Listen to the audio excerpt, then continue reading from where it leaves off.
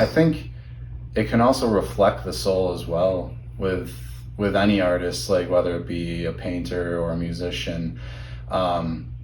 When we create something, there's a piece of us that's going into it, and that's like how you can tell, like, oh, that's so-and-so's work. You know, you can like almost spot it right away, like Van Gogh, or, you know, you can say, oh yeah, that's his work. That's a Warhol. Because it's part of their being coming out and reflecting into the art.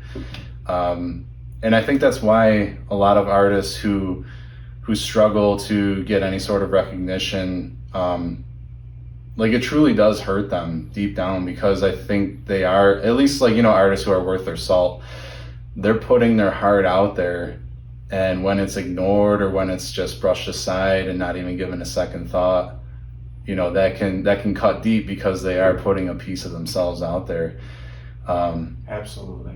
And that's where I think it's important for artists to see, or at least create some disconnect with it, to say, like, what is this art really for? Like, is it to give glory to God, or is it to give glory to me?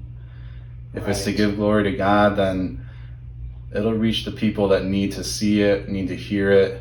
If it's going to help them in some spiritual way, or inspire them in some way that they otherwise wouldn't have been if they didn't experience that art. How many artists in the mainstream music industry do you think that way? maybe it's rhetorical. Let me word that. Maybe word that a little better. What are the deleterious effects of not glorifying God or aiming to do so with one's artwork, whether or not it succeeds at some point in this life? Yeah, I think it kind of ties into the term, like, selling out. Fair enough.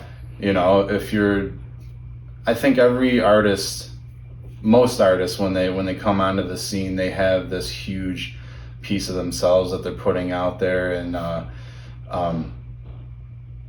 maybe it's not appealing to as many people as they hope, so then the lyrics become more and more generic, more and more worldly, so that it'll appeal to more, and they slowly lose the heart that they had in them. I guess musically speaking, this is what I'm speaking to. Sure. Artwork, I don't know if they go through similar motions, but you know, I think all of us have seen enough artists that, you know, how they evolved over time as they gained fame.